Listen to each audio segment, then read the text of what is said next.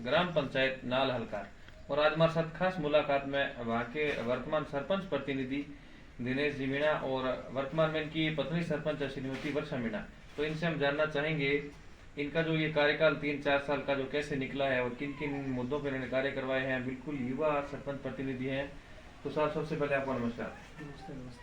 तो साहब हम आपसे जानना चाहेंगे, बिल्कुल युवा सरपंच प्रतिनिधि हैं आप, तो आपका राजनीतिक कैरियर क्या है सर? इससे पहले आपने कोई चुनाव लड़ा है अपने परिवार से? कितनी बार किन किन पदों पे कौन रहा है? मेरे तो फैमिली से पहले से भी चुनाव पापा लड़े हैं और जो पंचायत समिति सदस्य जी और एक बार वो चुने गए हैं। हाँ जी। और अभी वर्तमान में फर्स्ट टाइम सरपंच पद निर्वाचित हुए। जी आपकी पत्नी अभी फर्स्ट टाइम है सरपंच जी। तो सरपंच साहब हम आपसे जानना चाहेंगे, आप युवा हैं तो शिक्षा में क्या सुधार लाना चाहते हैं अपनी ग्राम पंचायत में सर, और क्या करवाया आपने? शिक्षा में ये है कि जो भी ये स्कूलों में मूलभूत आवश्यकता और ज़रूरत है उसको पूरा करना जी। और जैसे अपने पंचायत और गांव के जो भी जितने भी बच्चे हैं उनको क्या है, बाहर नहीं जाना चाहिए, अपने गांव में ऐसी मूलभूत सुविधा मिले और गांव में चले जी। और अभी पंचायत में जो जो विद्यालय आ रहे हैं, मिडिल है चाहे प्राइमरी है चाहे जो हायर सेकेंडरी स्कूल है, तो उनमें आपने क्या काम करवाया सर? उसमें हमने कराया है जैसे हर स्कूल में यानी कि छोटा मोटा कोई न कोई काम करवाया, जैसे 4 दीवारी है ऊपर क्या अपने पानी टपकता था तो वो चाइना मैजिक भी हमने कराया हर स्कूल में। मतलब जितने 5 स्कूल है हमारे पंचायत सर्कल में जी, वो 5 में हमने काम करा। अभी भी 4 दीवार का किसी स्कूल में किचन सेट का जो एकदम बिल्कुल कंडीशन खराब हो रही थी जी, जर्जर अवस्था थी, तो उसके भी हमने भी रिपेयर के लिए ये प्रस्ताव भी भेजे और 1-2 की वो वित्तीय स्वीकृति भी मिल गई है। हाँ जी। 2 स्कूलों में हमने काम कर दिया और 2 स्कूलों में भी हमें पैसा मिल गया, वो काम भी चालू करना है बहुत जल्दी। अच्छा। और एक स्कूल है जो हमारे अभी तक मतलब वित्तीय स्वीकृति नहीं मिली हमें, प्रशासनिक स्वीकृति मिल गई है, वो भी ये खाटीपुर स्कूल है, वो भी बहुत जल्दी मिल जाएगी जी। तो आपके प्रयास यही है कि ज्यादा से ज्यादा स्कूलों में कार्य करवाया जाए। तो सरपंच साहब पेयजल की क्या स्थिति है ग्राम पंचायत के अंदर, और आपके सरपंच बनने के पहले क्या स्थिति थी और इस 3 साल के अंदर क्या सुधार किया आपने? है सर, हमने पहले स्थिति और भी खराब थी, फिर भी हमने अभी सरपंच चुनाव जीतने के बाद में 21 हेडपम्प तो हमारे पंचायत मत से हमने लगाए जी। उसके बाद 7-8 हेडपम्प हमने इस 3-3.5 साल के कार्यकाल में एमएलए लेट से भी लगवाए जी। और लगभग 15 से ऊपर हेडपम्प हमने पंचायत समिति मत से भी लगवाए हाँ जी। इन 3-3.5 साल के कार्यकाल हाँ में। जी, हाँ जी। और मेगाथोला में जल जीवन मिशन की टंकी है जो घर घर तक ये कनेक्शन हो गए हाँ जी। और अभी तक वो पानी चालू करने के वो ये टेस्टिंग तो हो गई है ठेकेदार की, जी जी।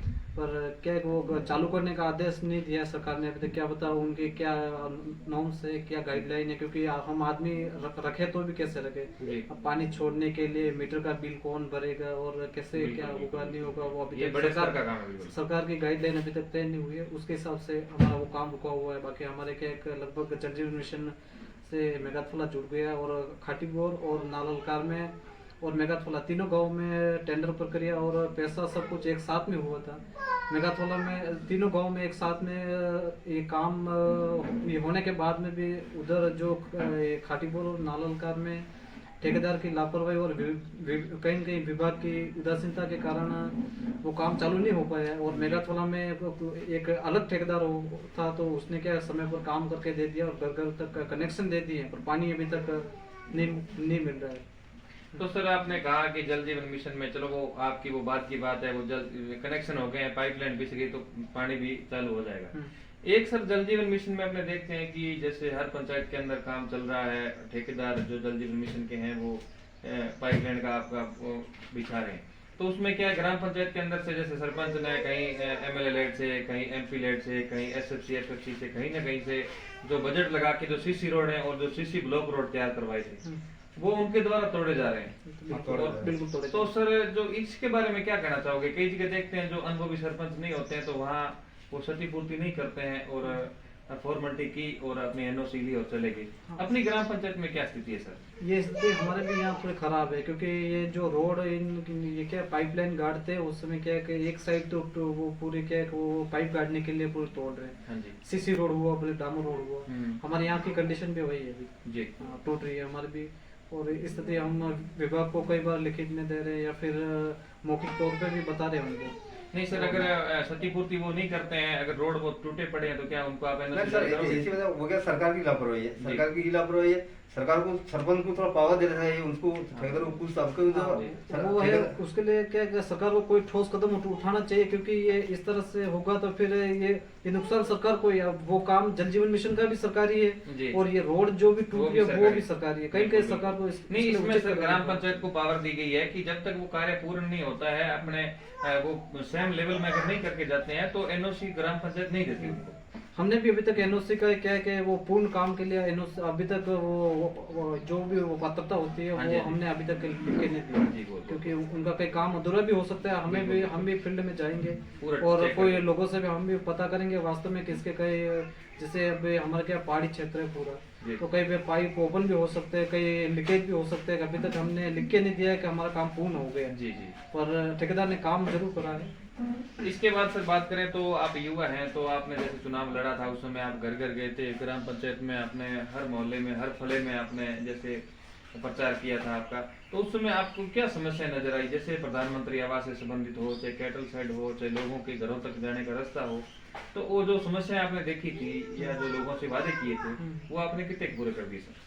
सर हम वादे हमने मतलब वादे कम करे थे, पर जनता ने हमारे को भरोसा करके चुनाव जितवाया है। हाँ जी। हमने वादा मतलब वादे बहुत कम करे थे, क्योंकि लोगों को विश्वास था। पहले हमने क्या क्या मेरे घर से मतलब पापा जी ने जो भी काम करे थे पहले, हाँ जी। तो उसके आधार पे उन्होंने क्या है कि लोगों ने ऐसा समर्थन दिया और विश्वास जताया। बाकी हमने वादे कम करे थे, पर फिर भी हम जब फील्ड में गए थे चुनाव से पहले जो वोट मांगने के लिए, हाँ जी। तो यहाँ रोडों की इतनी समस्या थी कि बहुत ज्यादा हो रही थी। यहाँ क्या है पहाड़ी भूभाग होने की वजह से क्या है कि सब हम क्या रोड बनाते हैं, बारिश आई नहीं, टूटा नहीं, फिर वो वापस खराब हो जाता है। वहाँ रोड है कि नहीं है वो भी पता नहीं चलता है। ऐसे स्थिति में हमने क्या अब आज के दिन में लगभग यहाँ हर घर तक मतलब बाइक है, 4 व्हीलर जो भी गाड़ी जा सकती है, ट्रैक्टर है वैसे सुविधा। बिल्कुल। बाकी क्या है कि वो ऊबड़ खाबड़ होने की वजह से, क्योंकि रोड एक बारिश में टूट जाती है, फिर वापस हमारे पास जो सीसी होती है वो तो सही रहती है, बाकी मिट्टी की बनी होती है वो इतना बजट भी नहीं दोबारा तैयार करवा दें उनको। वो क्या, और एरिया भी हमारे क्षेत्र भी है जो लंबा चौड़ा एरिया है और पूरा पहाड़ी भूभाग है। इसके अलावा सर युवाओं को आप क्या कहना चाहोगे, जो आपकी उम्र के युवा हैं जो आजकल देखते हैं नशे में लिप्त होते जा रहे हैं, तो युवाओं के लिए अपने को खेल मैदान है, कोई जिम सेंटर है, ऐसा कुछ करवाया आपने? बिल्कुल सर, हमने तो क्या है कि 1-1.5 साल पहले सरकार ने कैंप लगाए थे, जहाँ जहाँ भी अपने सामुदायिक भवन है, शमशान घाट है, स्कूलों के पट्टे हैं, आंगनवाड़ी के पट्टे हैं, तो उस समय हमने खेल मैदान की फाइल लगाई है खिड़की में, और वो भी हमारे क्या फाइल चल रही है। कई बार एसडीएम कार्यालय, तहसील कार्यालय से जिला लेवल तक जाती है और वापस रिटर्न हो रही है। आपको क्या पता अधिकारी कहीं कहीं आनाकानी कर रहे हैं उस फाइल को पास करने में, जिससे हमारे यहाँ के युवाओं को समय पे मैदान नहीं मिल पाएगा, तो वो कहीं कहीं युवा नशा की तरफ वो बढ़ रहा है। जी। तो सर अभी जैसे अपने देश का जो स्वतंत्रता दिवस जैसे 15 अगस्त आ रहा है और रक्षाबंधन भी त्योहार आ रहा है, इस पे अपने ग्राम पंचायत वासियों को आप संदेश क्या देना चाहते हैं? इसमें सर क्या है कि हम एक तो जो पानी की जो भी है, अपने अभी तक बारिश नहीं हुई, उसमें क्या पानी के जो रखरखाव के संबंध में जो भी होना चाहिए उचित कदम, वृक्षारोपण है जी, साफ सफाई का है, एजुकेशन के बारे में ये हमें जरूर करना चाहिए, क्योंकि इस बार वर्षा भी बहुत कम होगी। बिल्कुल, क्योंकि क्या पता आगे आएगी नहीं आई, हमें पानी बचा के भी रखना है। बिल्कुल बिल्कुल, क्योंकि आने वाले टाइम में हमें कहीं कहीं वो पानी उपयोग में हम वापस ले सके दोबारा। नहीं तो कि बारिश नहीं आई तो फिर हमें हालत खराब हो जाएगी यहाँ पहाड़ी क्षेत्र में। जी, बहुत बहुत धन्यवाद सर, जो आपने हमें टाइम दिया।